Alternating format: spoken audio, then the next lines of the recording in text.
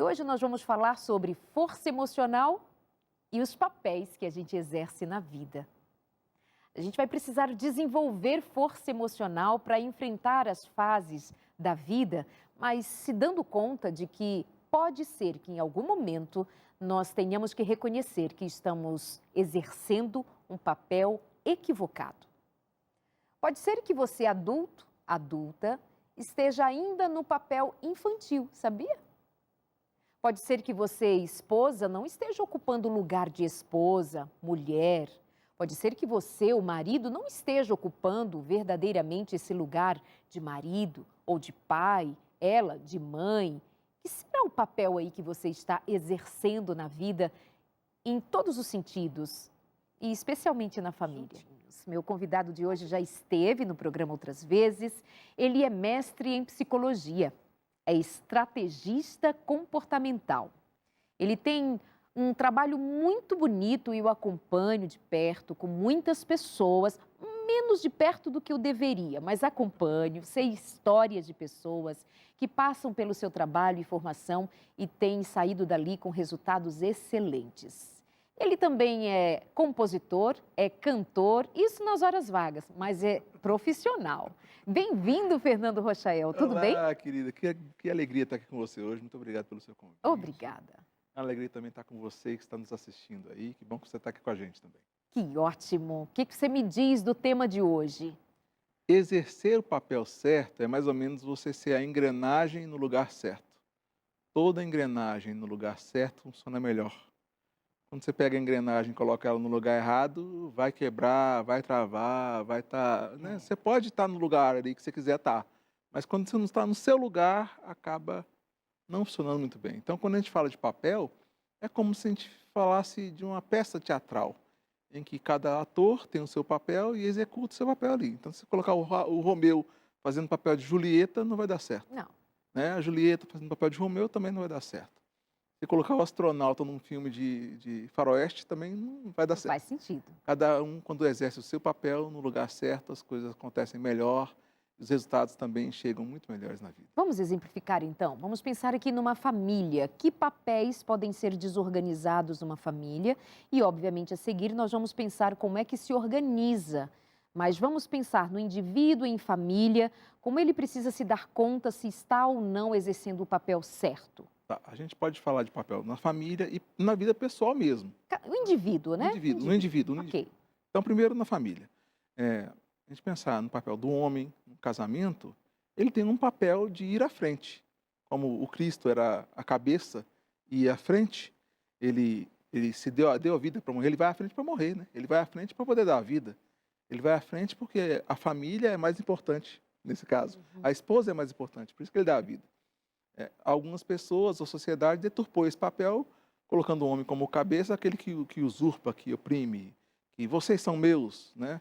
Fazem o que eu quiser, do jeito que eu quiser. Aí usa aquele termo, né, do casamento, você é minha. Não, para dizer, eu sou de Deus, ela é de Deus, e ao casarmos, continuamos sendo de Deus, sendo um parte do outro, tipo, meu braço é parte desse.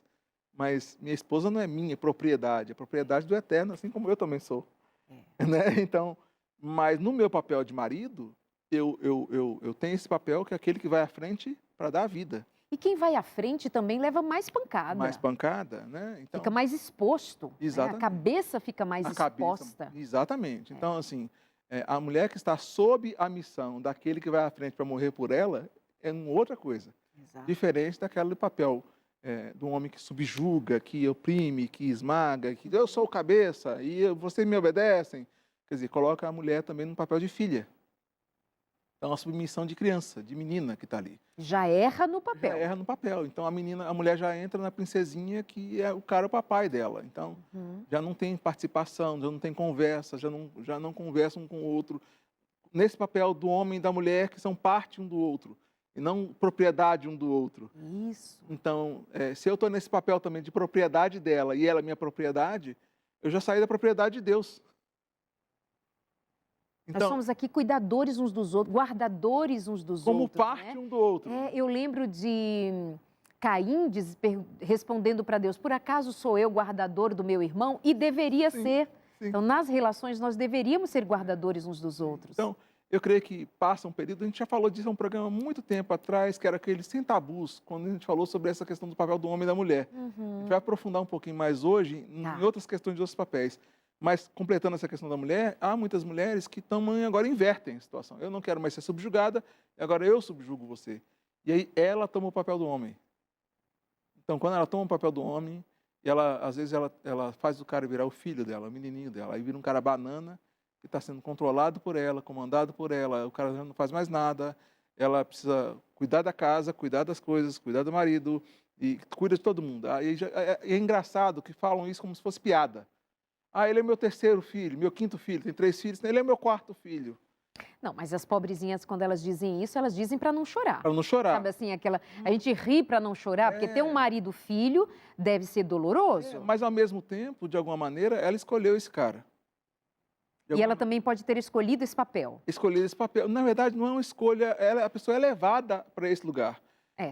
A pessoa é levada para esse lugar. Então, A circunstância faz a circunstância isso. Mas faz eu digo isso pensando em que há pessoas que elas também acabam usurpando quando vê ali uma possibilidade, porque você sabe que muitas vezes nós vamos encontrar pessoas que elas têm uma certa necessidade de controle, ela tem uma certa necessidade de tomar tudo para si, ainda que depois ela se vitimize e diga tudo eu, tudo eu. Sim. Estes existem, Sim, né? sim. E, na verdade, eu fico buscando entender no meu trabalho, eu trabalho como estratégia, Sim. o que faz essa pessoa, o que possibilita a pessoa agir assim O dessa que forma? está por trás? O que está por trás disso, né?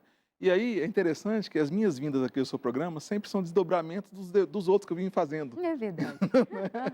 O que é muito bom, que causa repercussão e a gente pensa, olha, isso aqui precisa dessa direção. Então se você que está assistindo a gente aqui for aos outros programas que eu gravei com o Darleide, você vai perceber que é uma série que vai se desdobrando. Pode assistir em série aí. É verdade, sempre muito bom. Por exemplo, eu fiz um que foi excelente, que foi falando sobre o amor e o medo, que fala sobre esse papel da carência, esse lugar da carência, né, de amor, em que a pessoa se sentindo carente de amor, precisando ser amada, porque um amor que ela não recebeu lá atrás, do pai, da mãe dela, ela agora fica tentando receber esse amor do cônjuge, por exemplo.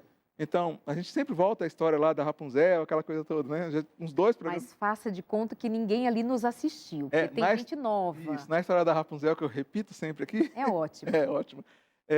A menininha, a mulher que cantava para a flor, e aí ela cantava para a flor e se rejuvenescia, né? Linda, linda flor, seu poder venceu, né? E rejuvenescia. E aí o rei pega a flor, a mulher adoece, ele pega a flor e dá a flor para a mulher beber para sarar.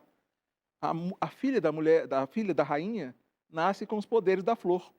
A mulher volta lá para cantar para a flor e não tem mais a flor. Ela ia morrer, claro, ela era milenar, sendo rejuvenescida pelo poder da flor. E ela agora rouba a menininha e leva para a torre. E a menininha, ela diz que é filha dela. Diz, mamãe vai cuidar de você, não vai lá para fora não, vou proteger você. Então, essa superproteção é para ter vida que a menininha dava a partir do cabelo dela. Penteava o cabelo da filha e falava, linda, linda flor, seu poder venceu. E se rejuvenescia a partir disso. Protegia a menininha por ela? Não, era por si, para que ela tivesse vida. Assim, na história do Joãozinho e Maria, a bruxa não alimentava o Joãozinho porque gostava de dar comidinhas gostosas para o Joãozinho. Queria que ele engordasse para se alimentar dele depois. Assim como o homem que vai lá, o pescador, que ceva o peixe, que joga comida para o peixe para depois pescá-lo. O peixe, enquanto ele se alimenta da comida que o homem dá, diz, nossa, que cara legal, vou virar amigo dele.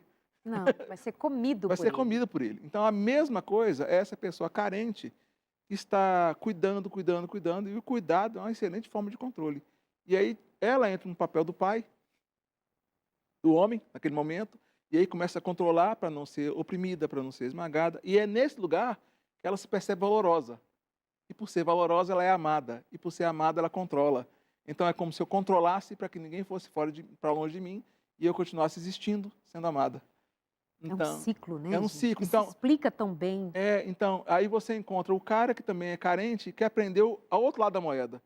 Quando eu sou bonzinho, quando eu sou quietinho, quando eu faço tudo bonitinho, eu sou amado. Então, ele é bonzinho também para a esposa. Então, ele está no papel ali, num papel infantil, e ela também está no papel infantil, 2 lados da moeda. Ele está no papel da mulher e ela está no papel do homem. Ela está sendo cabeça e ele está sendo o submisso, sob a missão de ser cuidado e protegido por ela. Então, ela dá a vida por ele. Então, sai do papel, as coisas ficam disfuncionais, a mulher se cansa, o homem se cansa, ele não suporta mais, ela não suporta mais. Mas aí é que está. Como é então que a gente percebe que estes papéis estão invertidos, trocados ou não utilizados corretamente? Porque eu penso, se tem alguém que faz assim e o outro corresponde e se entendem, eu posso olhar como terceira pessoa nessa história, mais à parte, e entender, tem alguma coisa aí que não funciona muito bem, mas para eles está funcionando. É possível que isso esteja funcionando só para não entrar em conflito?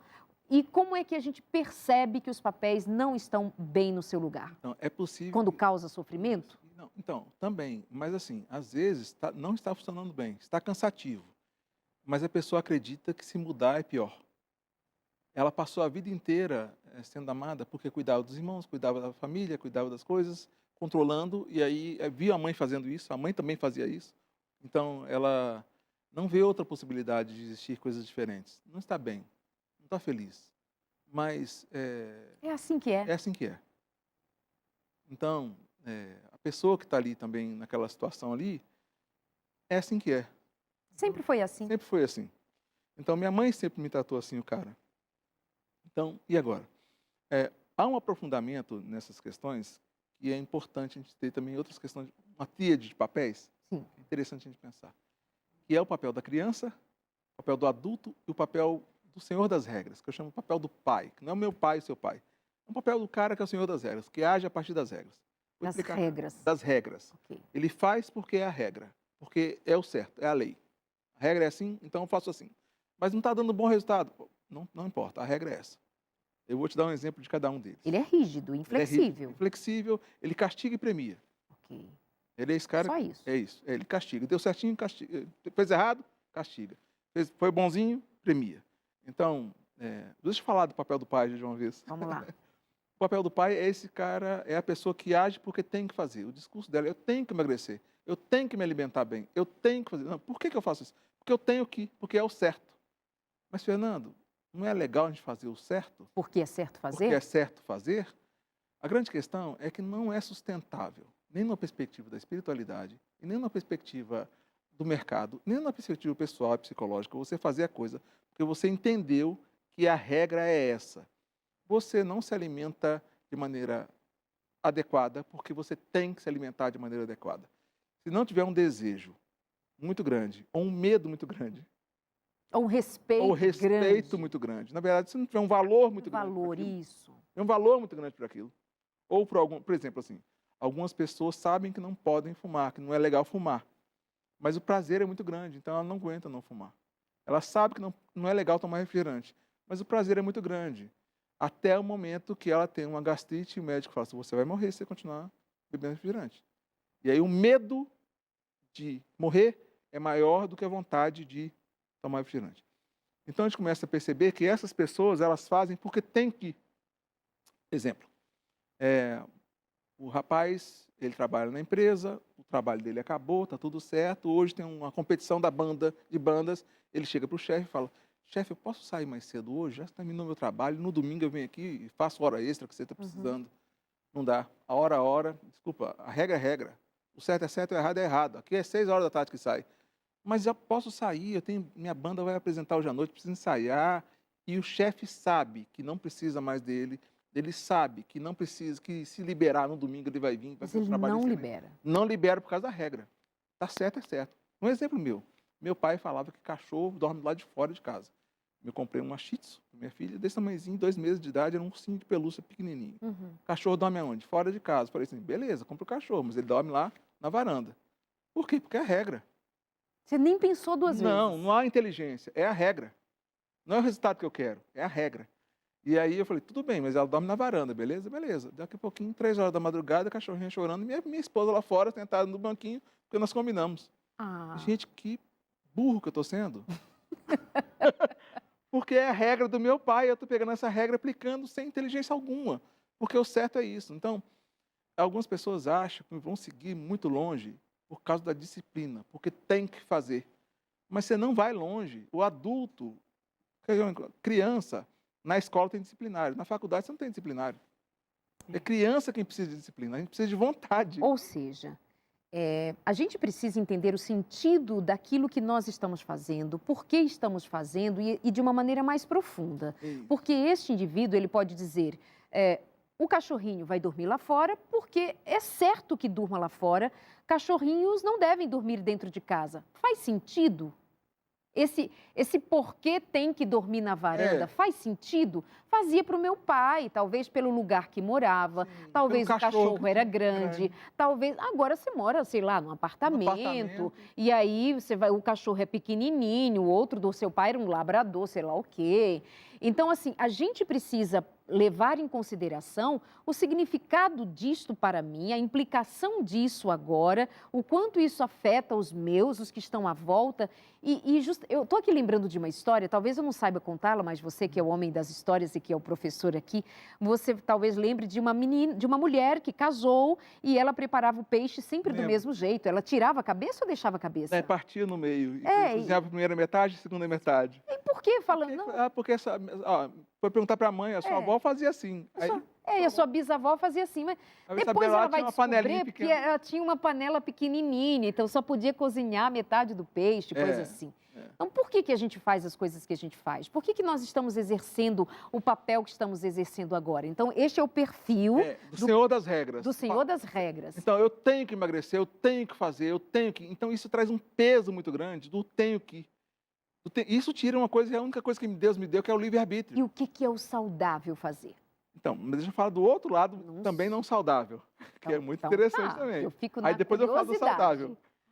Tem um outro lado. Então, o Senhor das regras é aquele que vira, você tem que ser assim, Entendi, você tem que ser assim. entendi. E eu tenho que ser assim, eu tenho Ok. que ser assim, eu tenho que ir. Ok. Então faz porque tem que ir. O segundo, que é ruim também, é o papel da criança.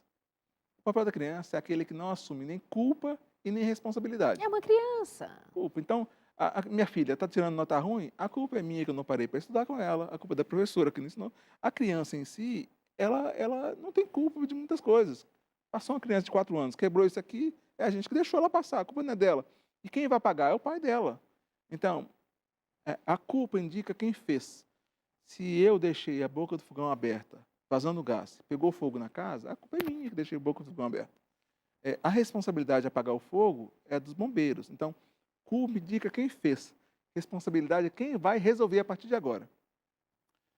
Se eu estou no papel da criança, a culpa do meu casamento ruim é do meu marido. A culpa do meu casamento ruim é da mãe dele que entra aqui. A culpa do casamento é isso. E quem tem que mudar? A mãe dele. Ele tem que mudar.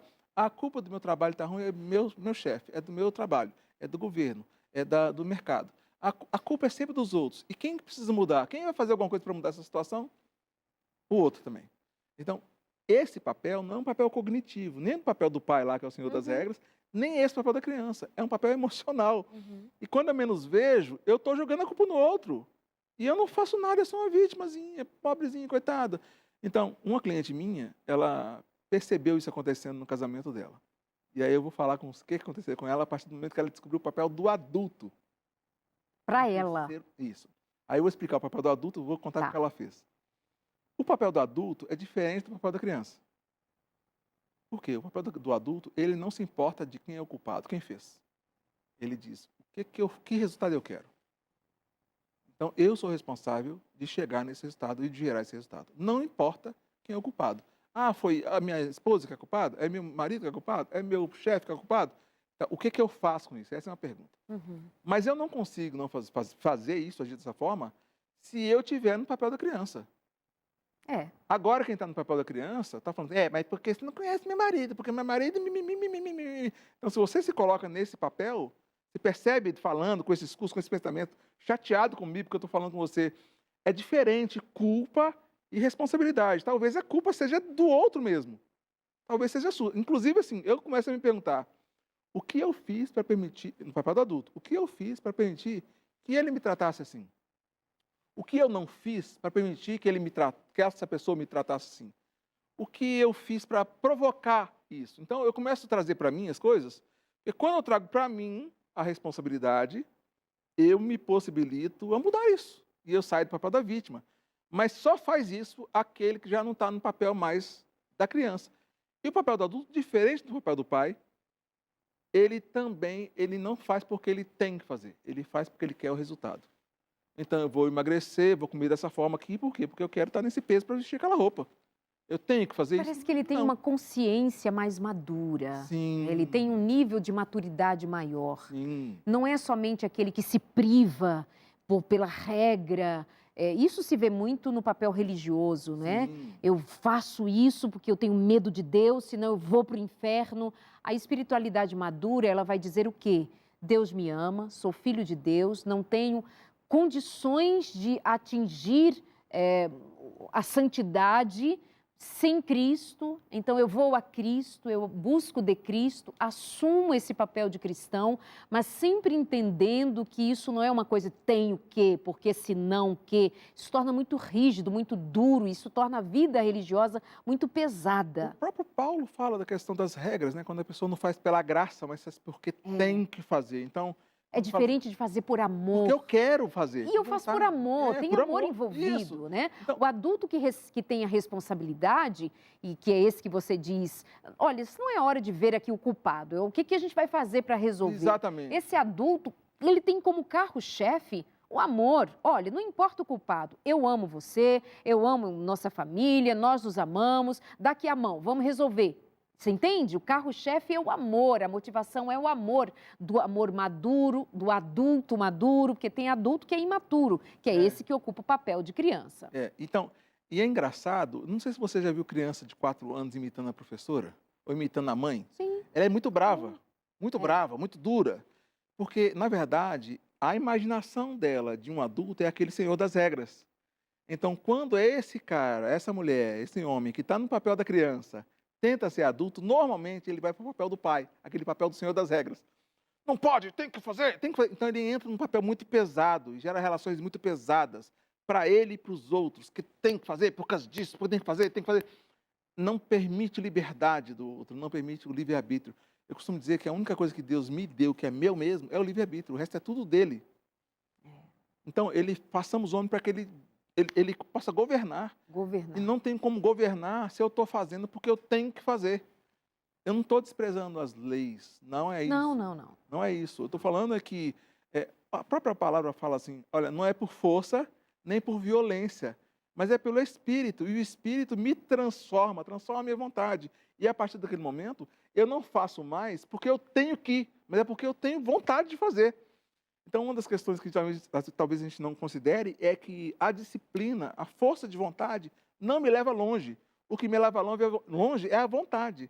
Então, a vontade que está em mim foi construída a partir das minhas experiências de vida, a partir do que eu ouço, vejo, sinto. Né? Então, quando a palavra fala tudo que é puro, tudo que é amável, tudo que é de boa fama, nisso pensais, e você pensa em alguma coisa quando você busca estímulos daquilo. Então, a construção dessa vontade é que me faz agir de maneira sustentável na direção do resultado que eu quero. Então, o adulto é aquele também que olha para você e diz, ela também tem livre-arbítrio. E eu não vou... respeita. E respeito. Então, esse papel do adulto também não é um papel que, agora você está assistindo a gente, entendi, beleza, então agora eu tenho que ser adulto, né? Não, quando você diz, eu tenho que ser adulto, você está no papel do pai. Apesar de que nós somos seres que precisam de bordas, né? Nós precisamos de limites. Então, as regras, foi bom você dizer assim, não está falando contra as regras, somos a favor delas. O que nós estamos propondo aqui é uma conversa mais profunda no sentido de transformação, de sermos seres tão inteligentes e capazes de aprender que a nossa busca não deve ser só nesta do automático, porque as regras se automatizam. Sim. Então, você tem relacionamentos automáticos, você tem experiências automáticas, mas quando a gente vive no automático, a gente automatiza também os pensamentos. Com pensamentos automáticos, a gente não faz reflexões profundas, a gente não faz uma viagem mais profunda para encontrar o significado e o propósito, para encontrar inclusive o prazer, o sentido de fazer o que faz. Sabe quando o apóstolo Paulo ele era extremamente obediente às leis? E ele era desafiador ao ponto de dizer assim, olha, aqui ninguém sabe mais que eu sei as regras, eu fui educado aos pés de Gamaliel, eu sei. Mas quando eu encontrei a Cristo, aconteceu algo aqui, que antes era assim, eu não consigo, eu tenho que, mas eu não consigo, uma hora quero, outra hora não quero. Eu espanco meu Eu corpo. espanco e eu tenho que fazer, mas o que eu quero fazer eu não faço, e o que eu quero eu não faço. Ele era o senhor Era a das regras. fase da regra, da É. lei. Aí chega mais adiante, ele vai se aprofundando em conhecer a Cristo, em ser conhecido de Cristo, em ser moldado pelo Espírito, até que aquele homem chega na maturidade espiritual para dizer: agora já não vivo eu, mas Cristo vive em mim. Então já não é o tem que, é eu sou. Eu sou. Eu sou. É Cristo em mim, eu sou de Cristo. Aí ele vai dizer: eu morro por Cristo, eu vivo por Cristo. Para mim, estar vivo é lucro, morrer é lucro. O que importa é Cristo. Você entende? Então ele sai daquela rigidez, daquela amargura, para a profundidade de ser. Ele age pela vontade que ele tinha do Cristo. Essa vontade do Cristo agora é dele. Exatamente. Fechado assim? Eu Então, gosto quando você trata da força emocional. Quando você trabalha isso, você está... Isso significa a mim, aos meus ouvidos, algo como: me desperta para querer ter essa força, se eu estou fraco, se eu estou fragilizado, se eu estou me sentindo depreciado, infeliz. Se alguém me fala de força emocional, eu penso: isso existe? É possível? Há como despertar? Sim, essa é como a força do músculo, né? Você treina, se fortalece e os objetos ficam mais leves. Quando você tem força emocional, as relações ficam mais leves, a vida fica mais leve, os projetos ficam mais leves, porque você se coloca no papel de grande, de forte, né? Então, e esse é um processo que de não só compreensão. Normalmente as pessoas querem resolver questões psicológicas, emocionais, só entendendo. Eu quero entender, entender, Isso. entender. E eu costumo dizer que espelho não lava o rosto. Espelho não penteia o cabelo, espelho não troca a sua roupa. Então, você entender, entender, entender, vamos pensar numa ponte de 3 partes. Entender a primeira parte. Digamos, peguei esse aqui, né? Muito pesado, uma caixa muito pesada, lesionei o músculo. Entender que eu lesionei o músculo porque eu peguei o objeto pesado é importante. Porque senão eu não vou continuar me machucando. Mas não resolve nada. Entender que tirar um raio-x do meu braço quebrado não vai curar meu braço. Eu preciso curar as feridas, eu preciso tirar os pesos que estão aqui em mim, lesionando isso aqui. Mas digamos que eu curei, passei por um processo fisioterapêutico e curei aqui. E agora? Eu vou continuar pegando caixas. Lesionou porque estava fraco antes. Então eu preciso treinar para fortalecer meu músculo para continuar pegando caixa. Emocionalmente também é assim. Eu preciso entender o que está acontecendo comigo. Aqui no nosso programa de hoje a gente está entendendo o que está acontecendo com você. Mas eu também preciso, às vezes, de curar. Às vezes não, eu preciso curar. E às vezes eu preciso tirar pesos emocionais da minha vida, questões do meu passado que estão me ferindo, que me fazem me relacionar a partir dessas feridas, e eu não dou conta das coisas. Às vezes a gente ouve muito: você tem que fazer isso, tem que fazer aquilo, tem que fazer aquilo. Você talvez esteja assistindo a gente, tá, então o que eu tenho que fazer? E às vezes você pega as dicas todas e não consegue fazer, porque você está fraco emocionalmente. Então, curar as feridas possibilita, e a pergunta minha é essa: o que possibilita você conseguir? Então, curar as feridas me possibilita não ter mais dor naquele lugar, e quando a minha esposa, meu marido fala comigo daquele jeito, já não estou mais ferido, não dói tanto assim mais. E aí tem um terceiro momento: eu também preciso ter um treino emocional que me seja todos os dias, para que eu esteja me fortalecendo. E ao me fortalecer, as coisas que eram muito pesadas ficam mais leves. O meu pai lá, quando ele chegou, meu pai hoje tem Alzheimer, e quando chegou para trazer, para morar perto de mim, foi muito pesado. Eu estava forte para 100 quilos. E aí eu tive que me preparar e me fortalecer e treinar para 250 quilos. Então, emocionalmente falando. Então, entender é importante. Curar as feridas, tirar os pesos e treinar.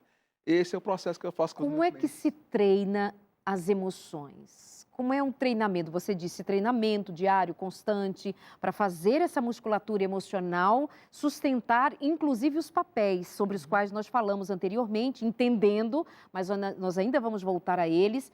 Mas essa pergunta se faz necessário. Sim. Como é que eu treino para ocupar o meu papel funcional? Como é que eu treino as minhas emoções? Qual é a sua orientação? Os meus pensamentos, os meus sentimentos e as minhas sensações corporais, elas formam o meu estado mental. Então, a partir do meu estado mental, eu consigo vender para o meu cliente ou não. Se eu estiver tenso, angustiado, não. Você não consegue estudar um material ou conversar com paciência se o estado mental está nervosa, tensa, preocupada com alguma coisa. Ou se eu estou sentindo dor. Está sentindo dor, está apertado o peito, tudo tenso. Seu estado mental muda, sua sensação corporal, Seu pensamento, seu sentimento constrói seu estado mental. Então, o seu estado mental, ele é produzido a partir de estímulos que chegam para você. Não tem música que você escuta e você lembra da sua avó, da Uhum. sua avó, da sua mãe. Um alimento que você come, que é um estímulo que te lembra e te coloca naquele estado. Quando você começa a mapear quais são os estímulos que mudam seus estados mentais, você começa a produzir aqueles estímulos durante o dia e a fugir dos estímulos que estão prejudicando você. Eu estou entendendo, Rochael. Ó, estamos entendendo. Estamos naquela parte do entender. É. Agora, como se pratica Como é que isso? se pratica? Ah, tá, não, eu preciso entender. Agora Agora eu praticar. entendi. Entendeu? Então, por exemplo, quando você está triste, o seu corpo fica caído, assim. Fica mal quando você É. está triste. Assim como sua mente emocional projeta a postura do seu corpo, o seu corpo também projeta o seu estado emocional. Então, por exemplo, um dos treinos que eu faço com os meus clientes é de, ao acordar, começar a mudar a postura e fazer agora. Por exemplo, respirar lentamente. Lentamente. Lentamente, contando até 5. Então, você respira. 1, 2, 3, 4, 5. Segura. 1, 2, 3, 4. Solta o ar. 1, 2, 3, 4, 5. Começando a sentir seus pés relaxando. Focar no seu corpo. Para que isso? Duas coisas esse treino faz. A sua mente não estaria tranquila se você estivesse correndo de um cachorro. Você estaria respirando assim. Ou se estivesse acuada por esse animal, você estaria respirando bem curtinho assim. Como uma pessoa depressiva, ansiosa, respira muito curtinho. Ou respira Ansioso, pânico. no pânico. Fica assim desse jeito, como se tivesse um animal correndo atrás de você. Quando você respira bem devagarzinho, profundamente e sentindo o seu corpo, duas coisas acontecem. A sua mente entende que você está em paz, você está seguro, você está bem, diminui sua frequência cerebral, sua amígdala cerebral já não aciona sua adrenalina, cortisol, começa a diminuir sua frequência cardíaca, e aí você consegue ficar tranquilo, em paz, e consegue perceber o que está acontecendo aqui agora e te projeta menos para o futuro. A respiração, parar para respirar de 3 em 3 horas, possibilita minha mente ficar tranquila, porque eu contei para ela que está tudo tranquilo. Parar para respirar de 3 em 3 horas, gente, entenda, nestas condições, porque a gente precisa respirar o tempo todo. Pra Mas dessa respirar forma treinada, lentamente. consciente de que você está no momento de exercício. Então, você orienta que a cada 3 horas, isso vai sinalizar para o seu cérebro Eu estou que está presente. tudo bem, você está prestando atenção no aqui e agora. E se eu olho para o meu corpo, percebo meus pés, não tem dois pensamentos não ocupam o mesmo lugar ao mesmo tempo. Não. Então, se eu começar a prestar atenção no meu pé, na minha coxa relaxando, na minha panturrilha, no meu peito, nos meus braços, eu paro de pensar no futuro, no passado e venho para aqui, para o agora. É como se eu voltasse para mim. Uhum. Só que eu não voltar para mim porque eu tenho consciência que eu tenho que voltar para mim, eu tenho que ficar presente. Então a Bíblia fala, basta cada dia o seu mal. Eu sei disso, mas como eu possibilito isso acontecer? Parando para respirar e dizendo para mim, estou aqui. E eu começo, depois disso, 2, 3 minutos respirando, sentindo meu corpo, sentindo minhas mãos. A minha mente já diminuiu a aceleração dela, meu coração já diminuiu. Já está dizendo, eu estou aqui, ó. Estou aqui com a Darleide, estou prestando atenção aqui. Então, o que fez acontecer isso? O treino. Aí eu pego minha postura corporal e minha mente emocional, eu já falei de outros programas, podemos falar aí só sobre gestão de estímulo para isso, em outro momento. Mas minha mente emocional, ela acredita em tudo. Assim como ela acredita num filme de drama, que o mocinho está morrendo e chora, assim como ela acredita que tem um monstro ali por causa do filme de terror que aconteceu, ela acredita no que eu estou contando para ela. Então eu falo para ela que eu estou aqui, eu estou tranquilo. Aí eu faço uma postura corporal do sentimento que eu quero ter. Então eu desafio você a fazer isso, respirar lentamente, 2, 3 minutos. E depois mudar sua postura corporal e facial. Então eu quero ter uma postura, eu estou ansioso, angustiado, então você vai perceber sua expressão que está assim. Então você fica, fazer postura de tranquilo aqui. E fica aqui, 2 minutos, com cara de tranquilo, exagera assim. Nossa, muito legal.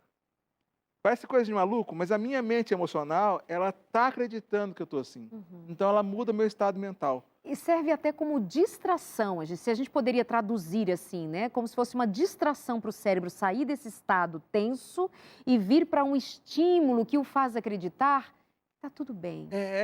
É uma mudança química. Tem uma Sim. psicóloga americana chamada de Harvard, chamada Amy Cuddy. Sim. Ela fala sobre essa mudança, numa pesquisa dela, de mudança hormonal mesmo. Não é só uma questão emocional, é química corporal que muda em você. Às vezes eu Que estava... aciona a Exatamente. sua mente em situações de que vai oferecer o próprio corpo trabalhar a seu favor, né? Ser uma Exatamente. máquina a seu favor. Você só precisa saber acionar os botões certos. Exatamente, exatamente. Então, o treino, eu falei uma coisa bem simples, porque nós temos Claro. tempo curto, Sim. mas o treino começa por aí. Então, de você começar a gerar os estímulos para a sua mente entrar num estado mental, e quando você vai repetindo,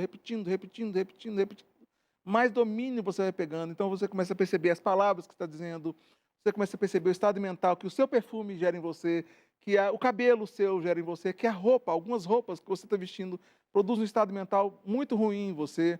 Então, você começa a ter a autopercepção do seu estado, da sua sensação corporal, e a maioria das pessoas são leprosos emocionais. Não percebem suas emoções, não percebem seus estados corporais. Inclusive, o papel que eu exerço, eu estou entendendo que papel que eu estou exercendo agora, Uhum. essa autopercepção é prioritária. Você não vai saber se você está exercendo papel de criança, ou papel de adulto, ou papel do pai lá do Senhor das Regras, se você não tiver essa autopercepção sensorial muito grande de você. E isso é treino também.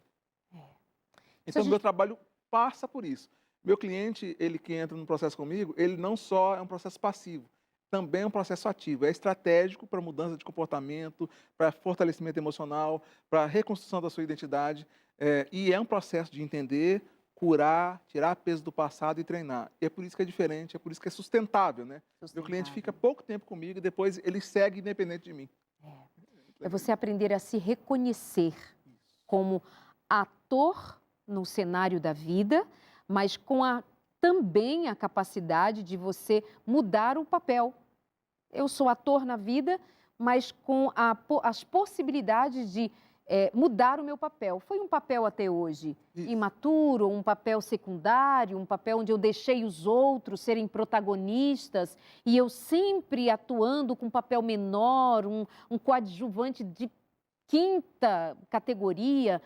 Mas quando eu me dou conta, eu tenho percepção de mim, do meu valor, minha identidade, quem sou eu, qual o propósito de Deus para mim, o que eu executo na vida, que poder que Deus me deu para atuar, eu posso gerenciar essa peça, eu posso gerenciar esse momento, eu vou ocupar um papel de protagonista agora, eu vou protagonizar. Mas, Darley, de protagonizar o quê? No fogão, fazendo comida todo dia para 5 meninos? Sim, meu amor, você vai protagonizar, não como a empregadinha da sua casa. Outro dia, recente agora, uma mulher me diz assim, Darleide, meu marido pode trabalhar, ele trabalha, ele pode bancar bem a gente, não temos necessidade, mas eu me vejo assim como a empregada da casa. Não, porque ela se colocou nesse papel de empregada. Sabe uma coisa que eu tenho pensado? Então, só para fechar aqui Claro, assim, claro. claro, que é só para dizer assim, cuidado para você não estar interpretando mal, equivocadamente, se colocando nesse papel, quando você pode ser protagonista de fazer comida assim, para os seus filhos, como se fosse você uma chefe premiadíssima, porque ninguém pode fazer pelos seus filhos com o amor que você faz o que você faz, entende? Mas Sim. eu estava pensando sobre essa questão do protagonismo, Darleide, que às vezes, na criação do homem, Deus fala assim, façamos o homem para que ele governe. Então, nessa metáfora do filme, talvez Deus não nos fez, para alguns momentos, ser protagonista. Ele nos fez para sempre dirigir. Talvez eu, sendo diretor da minha vida, em alguns momentos, eu protagonize a minha filha para que ela brilhe. Boa, Talvez eu protagonize a minha esposa para que ela brilhe. boa. E sempre protagonize o Cristo, para que Ou ele seja, apresente. em cada momento, esse diretor, esse que dirige, ele é bom. Quando ele faz isso, ele é bom. Então, enquanto diretor, ele está protagonista de direção. Da direção da vida. Ele é o protagonista da direção. Então, eu sou o diretor. E às vezes quem vai aparecer mais naquela relação, brilha. Brilhar. Brilha lá. Então, assim, mas não é porque eu sou um fraquinho que ele pulou por cima de mim e me subjugou.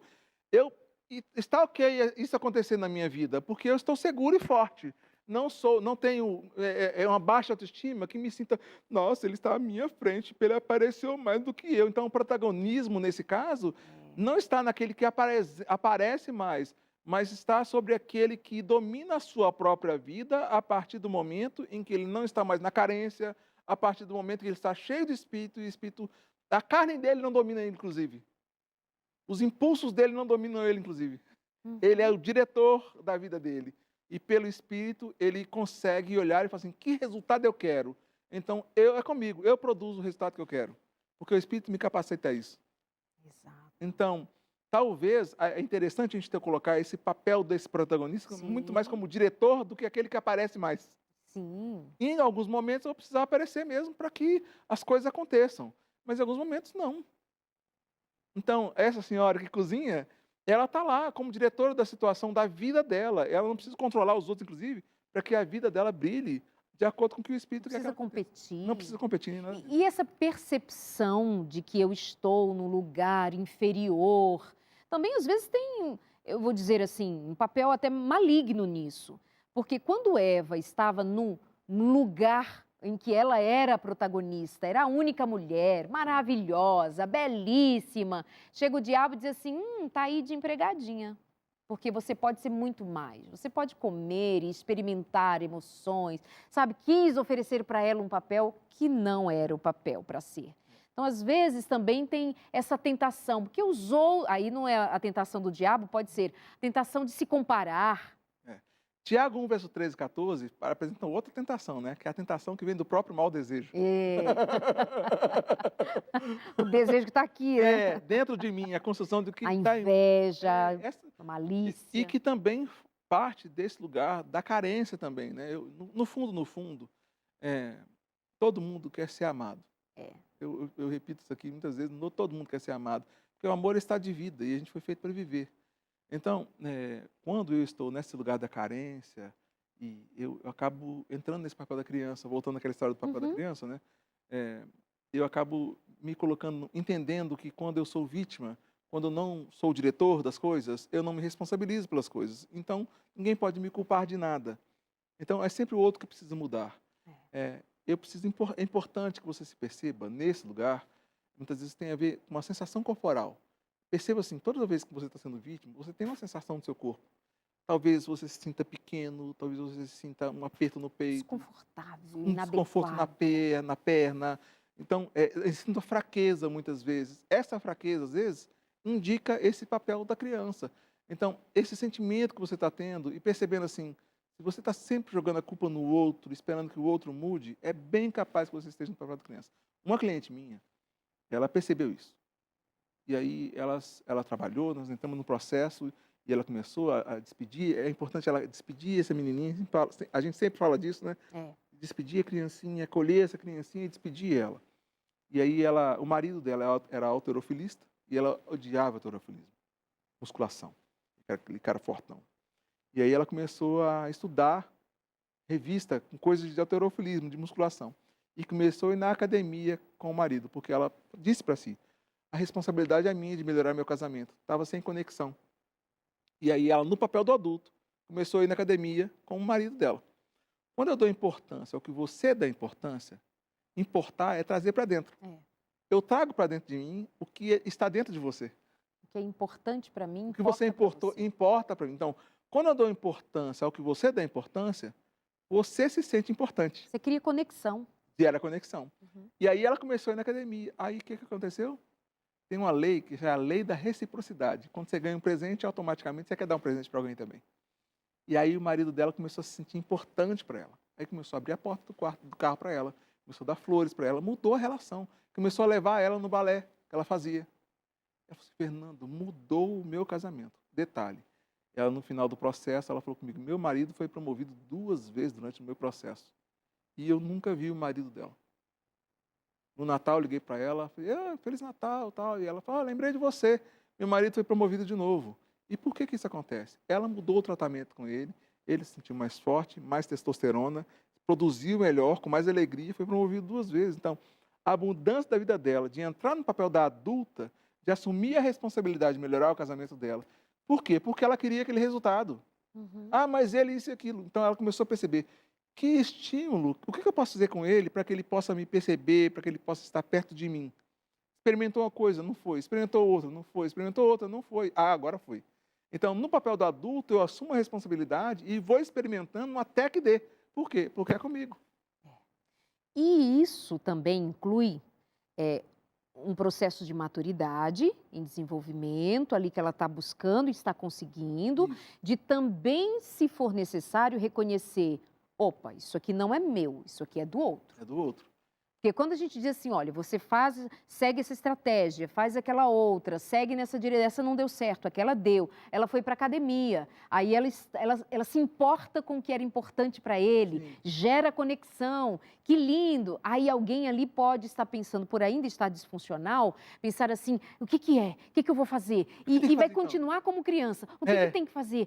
Ou do Senhor das Regras, É. ou como criança. O que que eu faço para agradar? E parece uma Ah, eu não criancinha. O consigo. que que eu agrado, mamãe? O que que eu agrado, É. papai? Não, tem que você estar consciente do que você está fazendo, até inclusive para perceber em algum momento, dizer assim, opa, eu percebi que não é comigo, agora é com o outro. Eu preciso ter esse espaço para eu me perceber quando eu também estou sendo invasiva, quando eu estou sendo a criança birrenta, quando eu estou sendo a criança que se joga no chão. Você entende? Então, isso exige tempo, isso exige autoconhecimento, isso exige respeito ao outro também e ao próprio processo como um todo, para resumir. Assim, quando você, imagina que você está aqui sentado, aí você tenta levantar e dá uma dificuldade, aí você vira para isso, para você, nossa, não, eu tenho que levantar, então agora eu vou levantar porque eu Peraí, tenho. tá Não, machucando. tá machucando. Então, isso cai a ficha para você que você precisa de ajuda, que você precisa de um tratamento. Aí você vai para fisioterapia, resolve a questão das dores, aí você vai para musculação, começa a treinar Se seus precisar de músculos, medicação para anti-inflamatório. anti-inflamatória, toma medicamento. Então, assim, na verdade, isso que a gente está falando aqui agora, de você no papel da criança, mas, então beleza, então a partir de agora, eu saí do papel da criança. Impulsividade. Impulsividade. Não. Então, não é por aí. Isso é um indicador que você precisa de buscar um processo de ajuda para sair desse papel, para curar essa menininha que está dentro de você, que está fazendo você se tornar uma vítimazinha ou se tornar um controlador dos outros e viver uma vida pesada do tenho que, ou você tem que. Então, assim como a pessoa que busca ajuda para fazer esse processo de cura, de fortalecimento, de tomar um medicamento, isso me indica que eu também preciso de um processo para que eu consiga, então, que seja possível sair desse papel. Exato. É que, meus amores, na vida, a gente muitas vezes foi levado pelos ventos das circunstâncias e nós fomos nos encaixando e a gente nem sempre parou para se perceber como é que eu me encaixei aqui. Sabe, enxurrada quando vai levando objetos velhos, móveis velhos, coisas velhas que caíram ali e na enxurrada alguma coisa parou num barranco, encaixou ali e ficou, mas não é dali. Então, às vezes, você está aí no seu relacionamento, meio que encaixado. Não, o meu papel é este, mas está machucando, está doendo, está quebrado, o relacionamento está ruim, os filhos estão infelizes, a casa está infeliz. E pode ser só uma questão de ajustar os papéis. Pode ser que você esteja no papel de controladora, minha amiga. Pode ser que você esteja no lugar de controlador. Pode ser que vocês estejam ocupando os papéis abusivos, desrespeitosos, agressivos, violentos, talvez disfarçados de, estou doente, deprimido, estou... Mas muitas vezes é porque está numa situação de aperto emocional. Vamos buscar ajuda? Vamos tomar consciência de que se a gente não sabe por onde começar, tem gente que ensina, tem gente que orienta, tem profissionais para te auxiliar e tem a palavra de Deus para te dar o norte, tem o Espírito de Deus para intervir na tua vida, para te trazer lucidez. O que tanto a palavra de Deus fala de sabedoria? E eu acho lindo quando o Tiago também vai dizer, se não tem sabedoria, peça a Deus que a todos dá liberalmente. Mas eu te agradeço por estar aqui, me Você despeço falou de uma coisa vocês. tão bonita. Tu consegue falar em 30 segundos o que eu Consigo. disse? Desenvolver não é ter mais coisas, é deixar de se envolver de algumas coisas. Então, desenvolver estou envolvido, desenvolvo, sabe? Que E lindo. você falou sobre isso agora, de há lugares que você foi colocado que agora você precisa se desenvolver desse lugar. Que legal. Gostei. Muito bom. Obrigada, meu amigo. Gratidão. Deus te abençoe. Gratidão. Leve o meu abraço para Natal. Mas semana que vem estamos juntos. Vamos Tá bom. fazer essa dobradinha, Tá tá joia. bom? Tá bom. Para a gente continuar falando, vai ser um tema também muito especial para você. Beijo, até semana que vem. Tchau.